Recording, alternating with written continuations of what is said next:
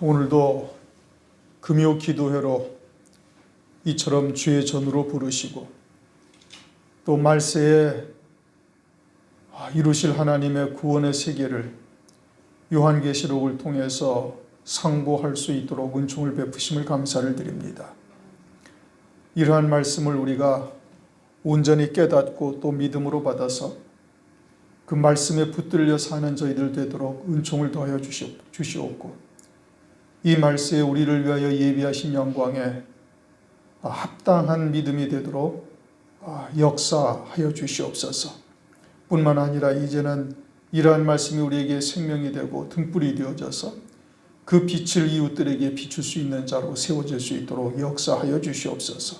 오직 일곱 영으로 저희들에게 충만함을 더하셔서 그러한 하나님의 거룩하시고 또 기쁘신 뜻이 이루어지기를 다시 한번 간절히 간구하고 우리 주 예수 그리스도의 이름으로 감사하며 기도드립니다. 아멘.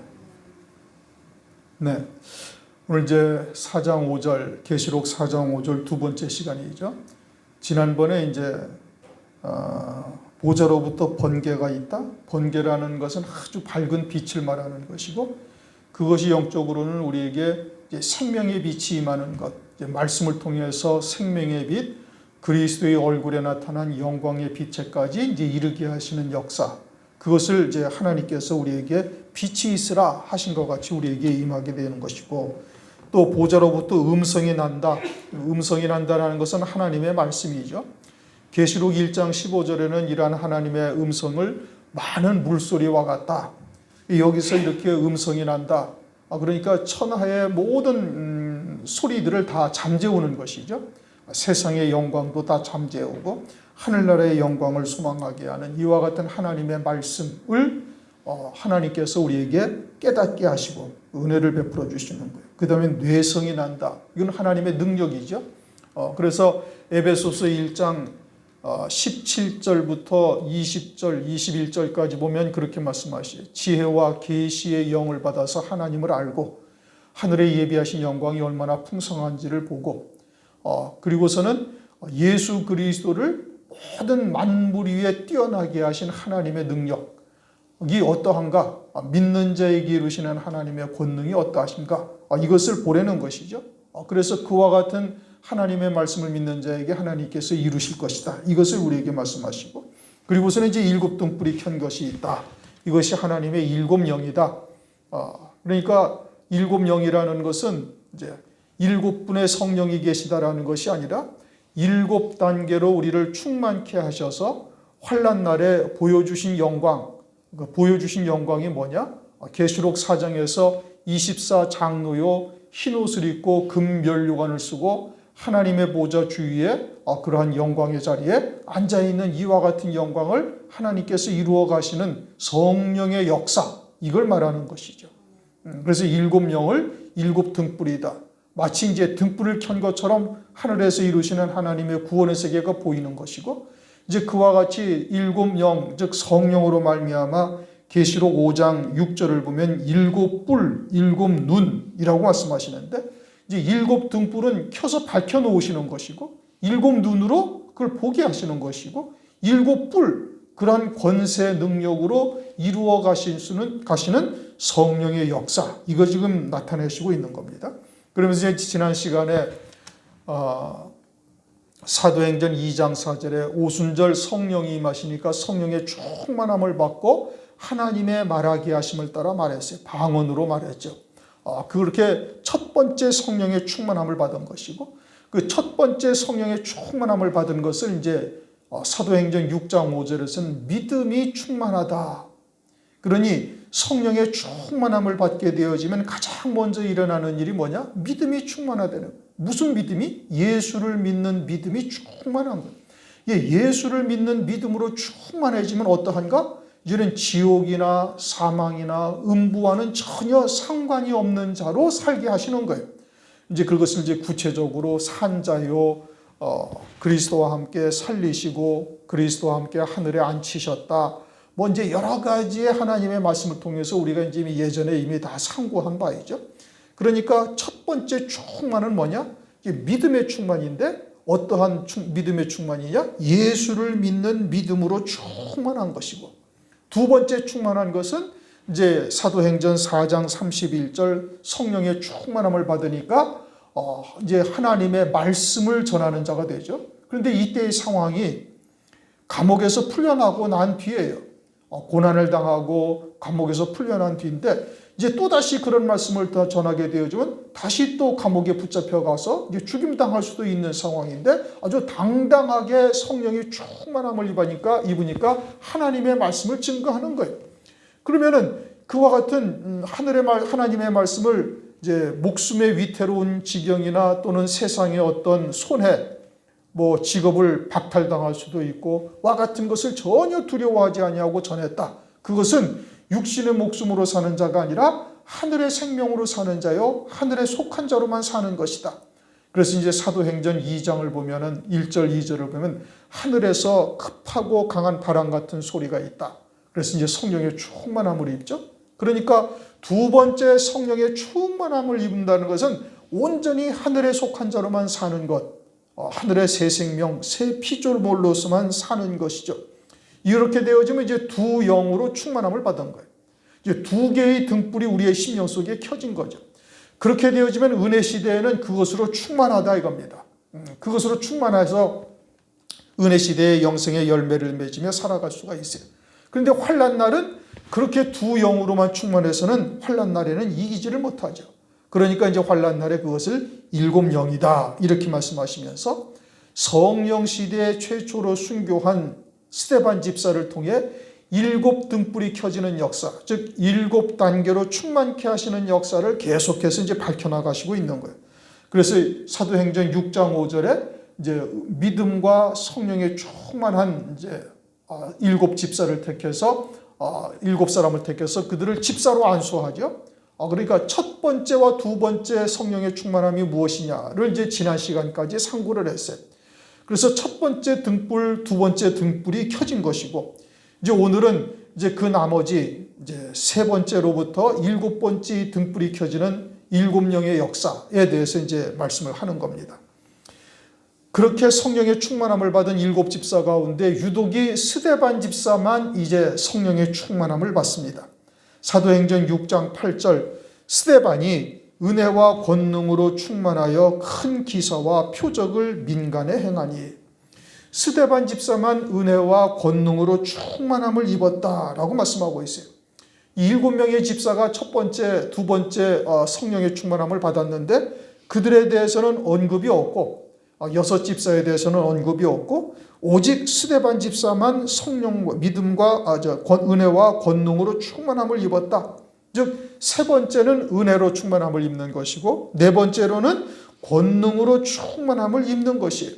그러면 왜 스데반 집사에게만 이렇게 해서 세 번째, 네 번째, 결국에는 일곱 번째까지 성령의 충만함을 입게 하시는가? 그것은 스데반 집사가 이렇게 성령의 충만함을 입고 결국은 순교를 하게 하시기 위함인 것이죠. 그것을 통해서 장차 환난 날에 예수의 증거와 하나님의 말씀을 인하여 목배임받을 자들이 이처럼 스데반 집사와 같이 일곱 번의 충만함을 받아야만 그와 같은 순교의 과정을 넉넉히 이길 수 있다라는 것을 말씀하고 있는 것이죠. 요한계시록 13장 15절을 보면은 환난 날에는 짐승표를 받지 아니하거나 짐승을 경배하지 아니하는 자는 몇이든지 다 죽이리라 그렇게 말씀을 하고 있어요. 그렇게 신실한 성도들이 죽임을 당하는데 그 순교는 자기의 의지나 열심으로 할 수 있는 것이 절대 아니다.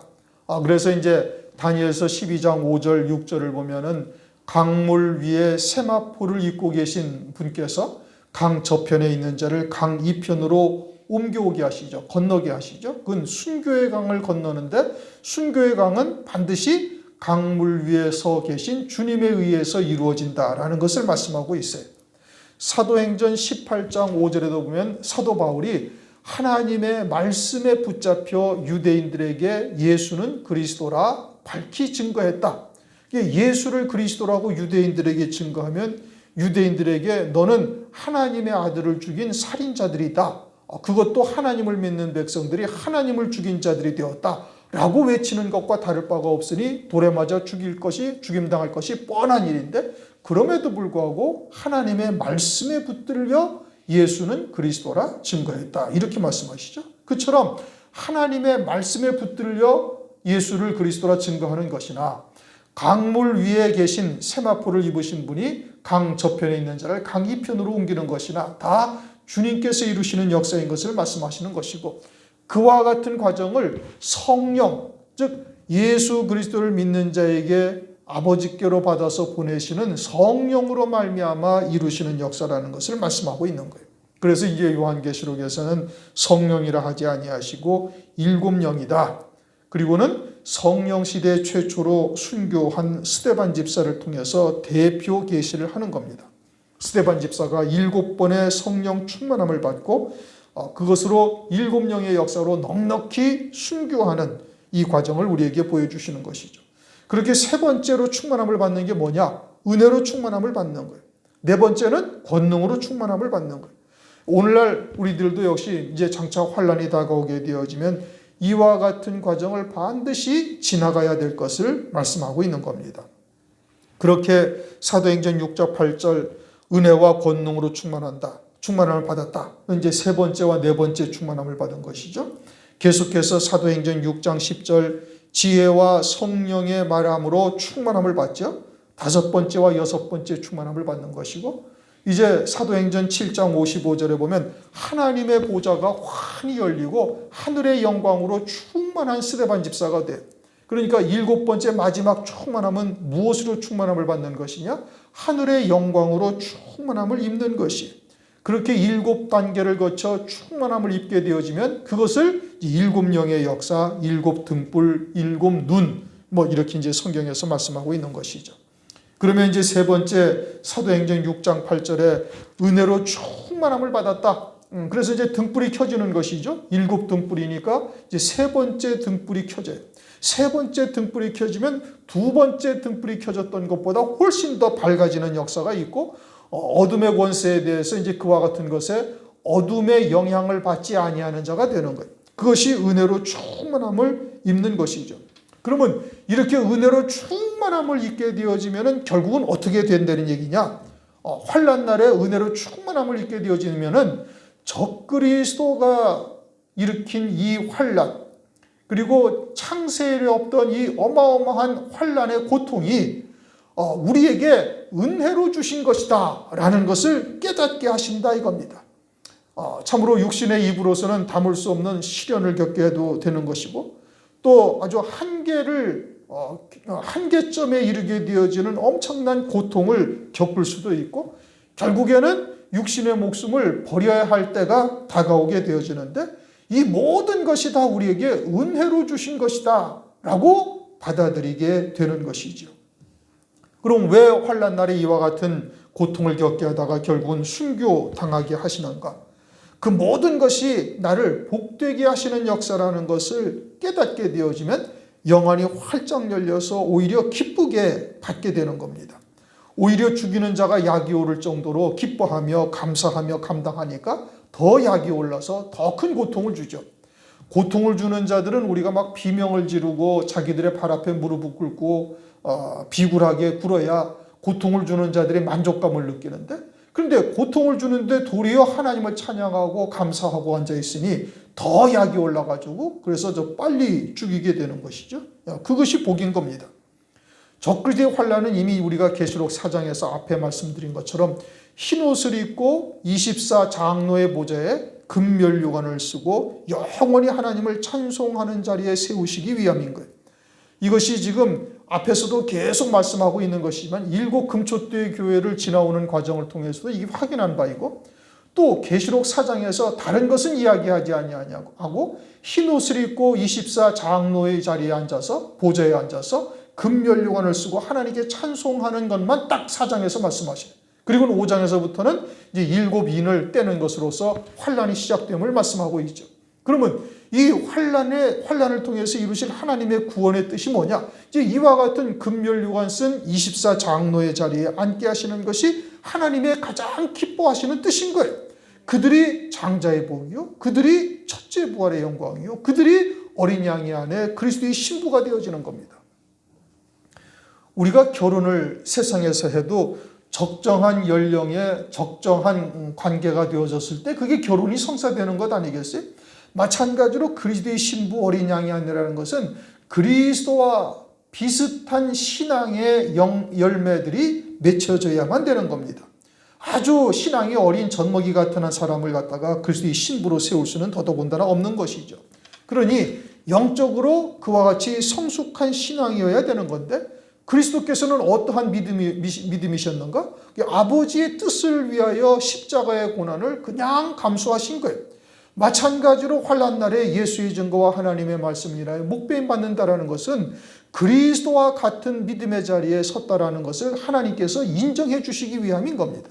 그리스도의 신부로 어린 양의 안으로 전혀 하자가 없다라는 것을 말씀하시는 것이고 그와 같이 예수의 증거와 하나님의 말씀을 인하여 목배임 받는 것, 즉 보이지 아니하는 영원한 하나님의 나라를 위해서 이 땅에서 가장 소중한 육신의 목숨을 그냥 버리는 것으로 하나님이 그것을 아주 귀하게 보시고 머리에서 발끝까지 흰 옷을 입혀주시는 거예요.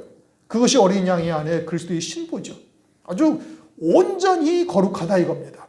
이제 그리스도와 같이 온전히 거룩하다라고 인정하시는 것이죠. 그래서 그들만이 어린 양의 안에 그리스도의 신부로 세워지는 겁니다. 하나님께서는 이와 같은 믿음의 자리로 세우시기 위해서 우리를 은혜 시대에도 여러 가지의 과정을 통해서 연단하시는 거예요. 마치 욥처럼 아주 정금 같은 믿음의 자리로 서게 하기 위해서 하윌라 땅에 돌아가는 비손 강물과 같은 정금과 같은 하나님의 말씀으로 우리를 세워가시며 연단의 과정을 통해서 금면류관을 쓰는 자로 하나님께서 이끌어 가시는 겁니다. 그 과정이 연단의 과정이죠. 다른 사람들은, 다른 그리스도인들은 별로 그렇게 연단도 받지 아니하고 고난도 심하게 겪지도 아니하는데 왜 우리에게는 굳이 그렇게 하나님께서 아주 세밀하게 주시하시며 그렇게 연단하셔서 온전한 믿음으로 세우시는가? 그 이유가 바로 그와 같은 금면류관을 쓰는 자로 세우시기 위함인 거예요. 그 연단이나 고난의 과정이 때로는 고통스럽고 육신으로는 참 힘들고 어렵지만 지나고 나서는 우리의 믿음이 한 단계 훨씬 더 자랐다라는 것을 스스로도 느낄 수가 있는 겁니다. 그래서 그와 같은 고통이, 고난이, 연단이 하나님께서 우리의 신앙을 자라게 하시는 역사다라는 것을 스스로도 깨닫는 거예요. 그리고 그와 같은 연륜이 더 쌓이게 되어지면 이제 지각을 사용해서 선악을 분별하는 자가 되는 겁니다. 히브리서 5장 14절 장성한 자는 단단한 음식을 먹고 이 단단한 음식을 먹는 자들은 의의 열매를 맺는데 그 지각을 사용해서 선악을 분별한다. 그러니까 무엇이 하나님의 선하신 뜻이요 기뻐하시는 뜻인지 또는 악한 것인지를 분별할 수 있는 자가 되는 것이죠. 무엇을 통해서 그래? 이제 연단의 과정을 통해서 그러는 거예요. 그처럼 그와 같은 과정을 지나서 은혜 시대에 이제 성숙한 신앙이 되어지면 환난 날에 적그리스도의 환난도 우리에게 떡으로 주신 것이요 우리에게 은혜로 베푸신 것이지 이것이 우리로 하여금 죽으라고 주시는 역사가 아니다라는 것을 깨닫고 믿음으로 이겨나가는 자가 되는 거예요. 그렇게 되어져야 환난 날에 마귀에게 굴복하지 아니하고 적그리스도의 권세에게 넘어가지 아니하는 자가 되는 겁니다. 환난이 우리를 특별히 사랑하시는 하나님의 표요 은혜라는 것을 확신할 수 있게 되어지는 것이고 확신뿐만이 아니라 이제 믿음으로 아주 맞닥뜨려 당당하게 세상과 싸우는 자가 되는 것이죠. 오히려 속히 환난이 다가올 것을 속히 기다리며 그처럼 예수의 증거와 하나님의 말씀으로 인하여 죽임당하는 것이 최고의 복이라는 것을 깨닫는 자가 되는 거예요. 그렇게 되어지면 어떻게 되는 거예요? 그럼 이제 은혜로 충만한 거예요. 세 번째 등불이 켜진 거예요. 세 번째 등불이 딱 켜지면은 우리에게 다가오는 은혜 시대의 여러 가지의 고난, 이런 것도 그냥 넉넉히 믿음으로 이겨나가는 겁니다. 궁핍에 처했거나 풍부에 처했거나 그냥 일체의 비결을 배운 자가 되어져서 그저 그런 것에 연연해하지 아니하는 거예요. 그것이 이제 은혜로 충만한 것이죠. 그 다음 권능으로 충만하다. 일단 권능이라는 단어를 딱 들으면은 뒤로 자빠지고 넘어지고 어떤 은사가 나타나고 병이 낫고 이런 것을 깨닫는데 문제는 뭐냐? 권능으로 충만하니까 결국은 예수의 증거와 하나님의 말씀을 인하여 순교하게까지 된다라는 뜻인 겁니다. 그러니까 무슨 눈에 보이는 표적, 어떤 이적, 이것이 권능이 말하는 것이 아니고 그건 권능의 참뜻이 아니에요. 그러니까 이 권능으로 충만해서 나타나는 결론은 뭐예요? 순교를 넉넉히 감당할 수 있는 자가 되어지는 것을 말하고 있는 것이죠. 그저 육신의 목숨을 버릴 권세로 버리고 또 다시 얻을 권세로 얻는 자가 되는 것. 이게 권능으로 충만한 거예요.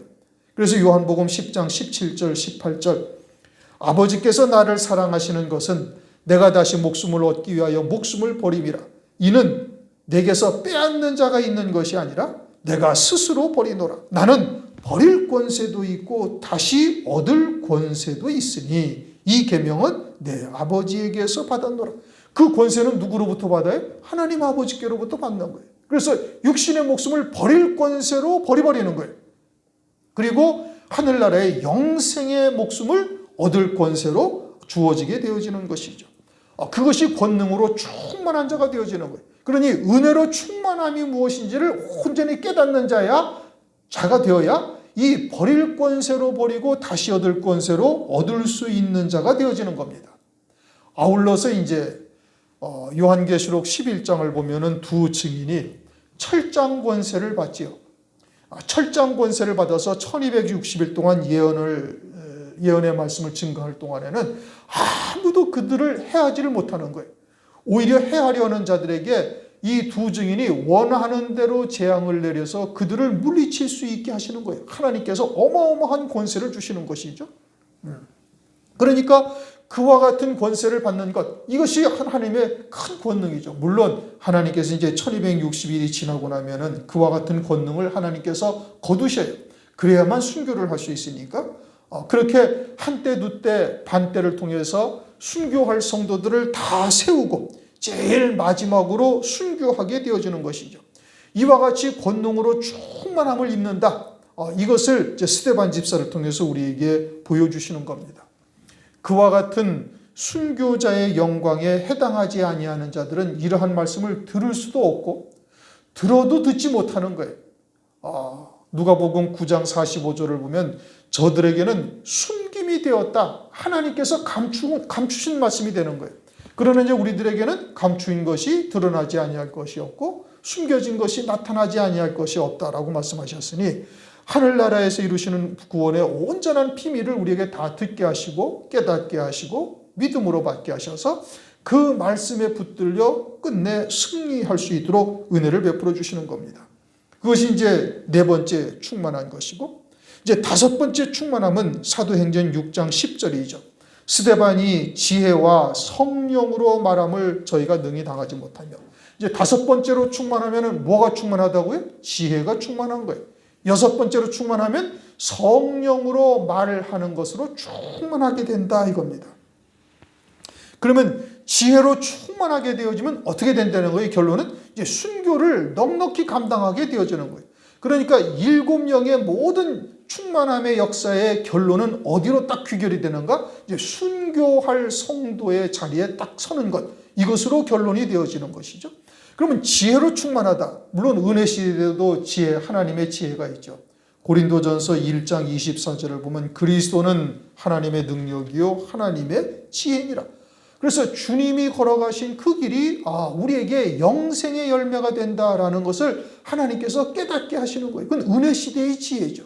또 말씀을 통해서 우리가 하늘에서 이루시는 구원의 세계를 보다 더 밝히시고 드러내시고 그리고 이제 세상과 우리가 타협하지 아니하고 믿음으로 사는 길이 무엇이냐 이것을 말씀을 통해서 우리에게 깨우쳐 주시는 것 그것은 은혜 시대의 지혜예요. 그러면 환난을 앞둔 이때에 우리에게 7영의 역사로서 지혜로 충만하다는 것은 무엇이냐? 그것은 계시록 13장 18절 지혜가 여기 있으니 총명 있는 자는 그 짐승의 수를 세어보라. 그 수는 사람의 수니 666이니라. 요한계시록의 핵심은 적그리스도가 누군지를 드러내는 것이에요. 그리고 적그리스도가 행하는 역사가 어떠한 일이고 왜 하나님께서 그와 같은 적그리스도에게 권세를 주셔서 이러한 역사, 즉 신실한 성도들을 핍박하고 종국에는 그들을 죽이는 권세를 왜 하나님께 주셨는가, 이것을 요한계시록의 말씀을 통해서 완전히 드러내시는 겁니다. 여러분, 첫째 부활의 영광은 요한계시록 외에는 없어요. 물론 히브리서 11장에 더 좋은 부활, 장자들의 총회라는 것이 있지만, 지금 장자교단이라고 말하고 있는 교단이 한 군데가 있는데, 그들은 장자교단이라는 게 뭔지도 모르면서 그냥 있으니까 쓴 겁니다. 자기들이 무슨 첫째 되는 자들이라고.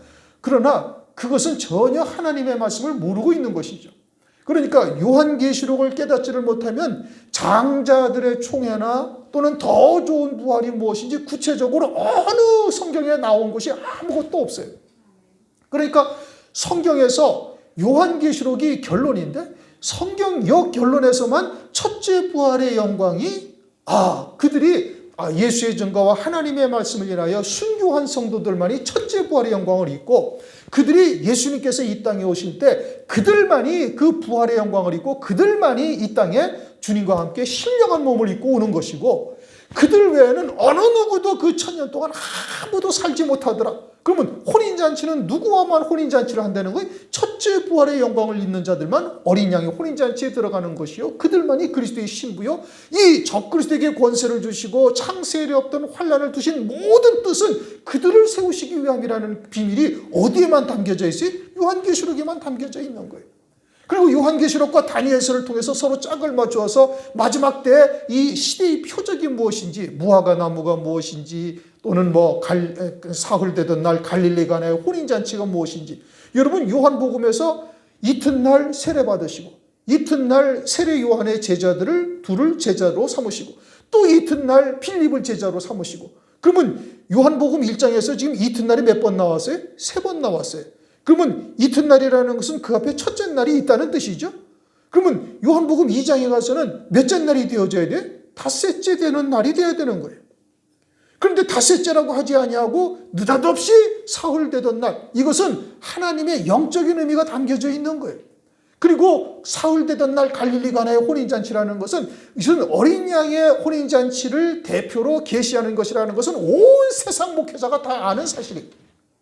그러면 어린 양의 혼인잔치가 며칠째 있다는 거예요? 사흘째 있다는 거예요. 언제로부터 사흘째? 주의 초림으로부터 사흘째. 주의 초림으로부터 모든 일은 이튿날 안에 다 들어가는 것이고, 사흘째 되던 날 주의 어린 양의 혼인잔치가 있다는 것을 대표 계시한 것이고, 주님이 이것을 첫 번째 표적으로 베푸셨다 이거예요. 왜 첫 번째 표적으로 베푸셔요? 주님이 천지와 만물을 창조하시고 내가 이 땅에 와서 십자가의 고난을 겪으시며 부활 승천하셔서 보좌 우편에 앉으시는데, 그 모든 역사가 무엇을 위함이다? 이 어린 양의 혼인잔치를 위함이다. 또 누가복음 12장 32절에는 뭐라고 말씀하셨어요? 오늘과 내일은, 이건 주님이 친히 하신 말씀이잖아요. 오늘과 내일은 내가 귀신을 쫓아내고 병을 낫게 하다가 제3일에는 완전하여지리라. 그럼 제3일에 완전하여진다? 그때는 병을 낫게 하거나 귀신을 쫓아낼 일이 없다, 이 뜻이죠. 그럼 주님이 제3일 날에는 어떻게 된다는 거예요? 그리스도의 나라가 이루어진다라는 뜻이에요. 그리스도의 나라가 이루어지면 요한계시록 20장에 보면 마귀는 무저갱에 갇혀서 1000년 동안 딱 봉인되어져서 나오지도 못해. 그리고는 메시아 왕국, 천년왕국이 이 땅에 펼쳐지는 거예요. 어린아이가 독사굴에 손을 놓고 사람의 수완이 나무의 수완과 같이 되고, 슬픔도 애통함도 눈물도 고통도 싹 사라지고, 완전한 새하늘 새 땅이 이 땅에서 펼쳐지고, 이 땅은 그저 옷을 갈아입듯이 다 갈아입게 되어지는 새하늘 새 땅이 이루어지고, 그리스도께서 친히 다스리시며 영원한 의가 이 땅에 펼쳐지는 거예요. 지금은 의가 있어요, 없어요? 없죠. 이 땅에 완전한 공의가 펼쳐집니까? 안 이루어지고 있는 거예요. 그러나 그리스도께서 이 땅에 오셔서 만왕의 왕으로 다스리는 나라가 되면 이제는 영원한 의가 펼쳐지게 되어지는 그 나라가 이루어질 것을 말씀하고 있죠. 이것을 요한계시록을 깨달아야 비로소 깨닫게 되어지는 거예요. 그러니 그와 같은 하나님의 말씀의 결론이 요한계시록을 통해서 말세에 이루실 모든 하나님의 뜻을 깨달으니, 그러니 어떻게 돼? 이제 그 말씀이 우리에게 권능이 임하는 겁니다. 환난이라는 것이 결국은 우리를 첫째 부활의 영광을 세우시기 위한 하나님의 뜻이로구나. 이러한 하나님의 사랑을 온전히 깨닫게 되어지는 거예요. 우리가 요즘 요한일서 상고하죠. 요한일서에 나타난 딱 단어를 하나로만 딱 압축해서 응축시켜서 한 단어만 딱 얘기하면 뭐냐? 사랑이죠. 하나님의 사랑이 나타난 겁니다. 그래서 하나님은 사랑이심이라. 그리고는 요한일서 4장 18절 사랑 안에 두려움이 없고 온전한 사랑이 두려움을 내어 쫓나니 두려움에는 형벌이 있음이라. 두려워하는 자는 사랑 안에서 온전히 이루지 못하였느니라. 하나님의 사랑을 온전히 깨닫게 되어지면 두려움이 완전히 사라지는 거예요. 어떤 두려움? 마귀에 대한 두려움, 적그리스도의 권세에 대한 두려움, 아무것도 없어진다 이겁니다. 왜요? 하나님의 진리의 사랑이 무엇인지를 깨닫게 되어지니 두려움이 사라지고, 두려워하는 자들은 하나님의 사랑이 무엇인지를 아직 깨닫고 있지를 못하다, 이런 의미인 것이죠.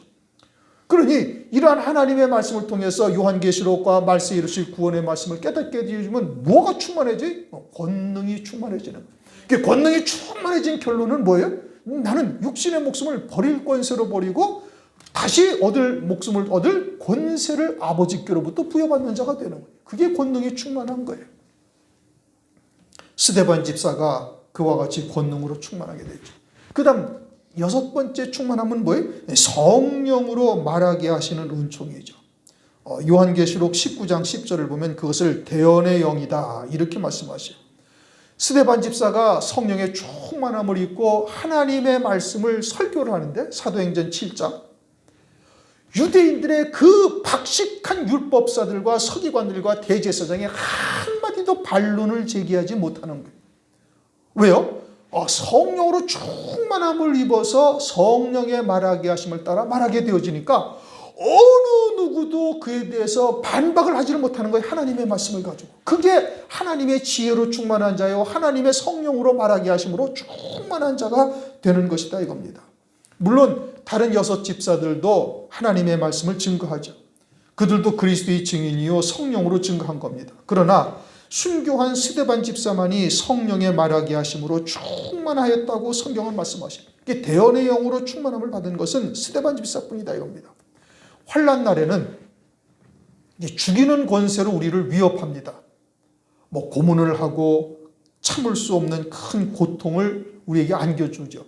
그리고는 생사여탈권을 그들이 가지고 있어요. 그러니까 마음대로 가지고 노는 겁니다.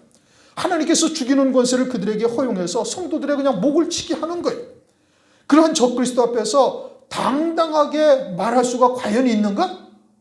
그것은 이와 같이 성령의 말하게 하심을 충만함을 입지 아니하면 절대 할 수가 없는 겁니다. 여러분들 큰 무서운 짐승, 호랑이나 사자나 곰 같은 거 만나면 오금이 저린다고 하잖아요.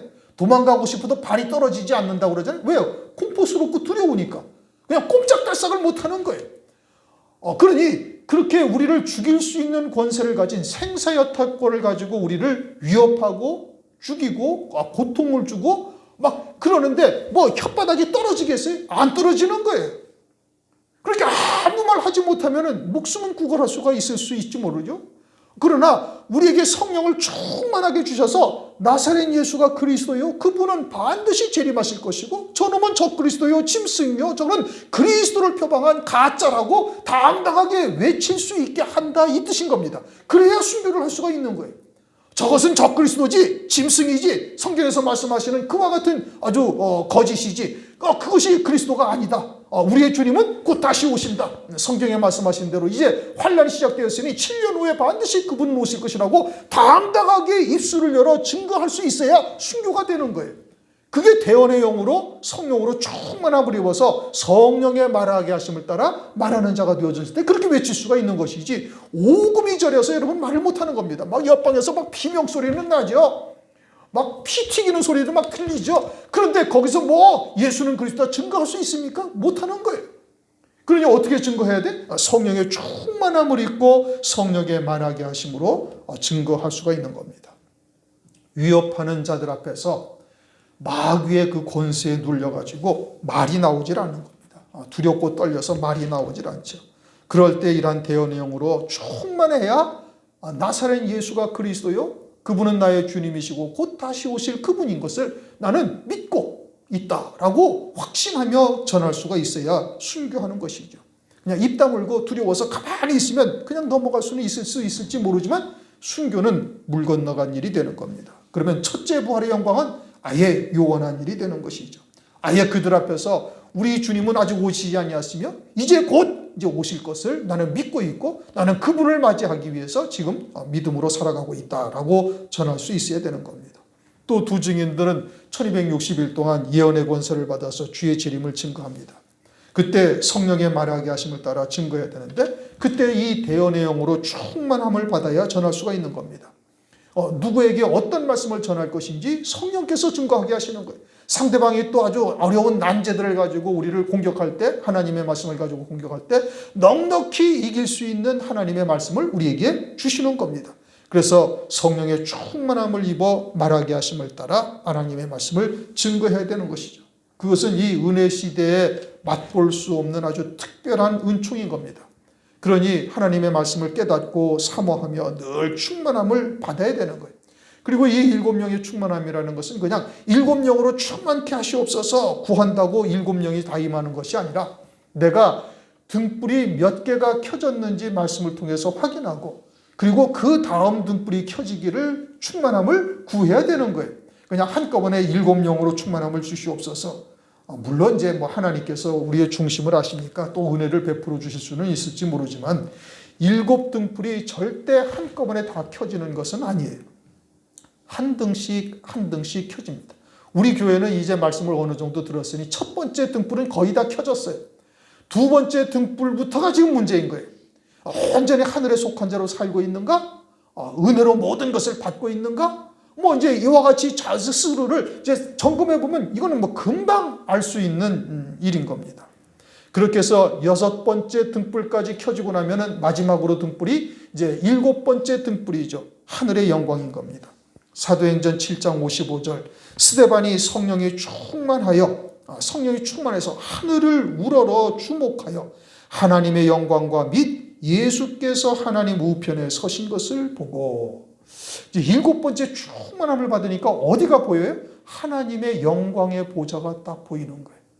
하나님의 영광의 보좌가 딱 내게 보인다라는 것은 지금 하나님께서 나를 저 영광의 자리로 나를 인도하시는 것이로구나 라는 것을 깨닫는 거예요. 거기다 예수님이 서서 계셔요. 일어서서. 왜요? 이제 내가 곧 갈 것이니 나를 영접하기 위해서 하나님께서 내게 베풀어 주신 은혜를 헛되이 버리지 아니하고 이 마지막에 돌에 맞아 순교하는 순간까지도 하나님의 나라의 영광을 위해서 믿음으로 서 있는 나를 보시고서는 하늘의 영광을 확 펼쳐져서 이제 그와 같은 영광의 자리로 이제 이르게 되어지는 것을 이제 보여주시고 있는 것이죠. 그렇게 충만함을 잊게 되어지니까 돌에 맞아 죽는 고통보다 하나님께서 내게 예비하신 영광을 바라보는 기쁨이 훨씬 커가지고 넉넉히 그 순교의 순간을 이길 뿐 아니라 오히려 돌로 치는 그들을 전혀 미워하지 않는 거예요. 우리는 오늘날 우리에게 해코지하거나 나는 잘못한 건 없는데 공연히 누명을 씌워서 사람들에게 손가락질 당하게 한다거나 이런 일들이 있으면 그냥 좀 싫어하고 미워하고 그러잖아요. 그런데 이와 같은 영광에 딱 잘 사로잡히게 되어지면 절대 그와 같은 것을 우리가 신경 쓰지 않는다 이겁니다. 그냥 내게 보여주신 그 영광의 자리가 우리에게 더 커서 돌로 치는 자들이 전혀 미워하지 않는 거예요. 미움이 없어지는 거예요. 도리어 그들을 위해서 기도하고 도리어 그들을 위해서 하나님께 은혜를 구하는 이와 같은 역사가 나타나죠. 그 스데반 집사를 통해서 그것을 우리가 봤던 겁니다.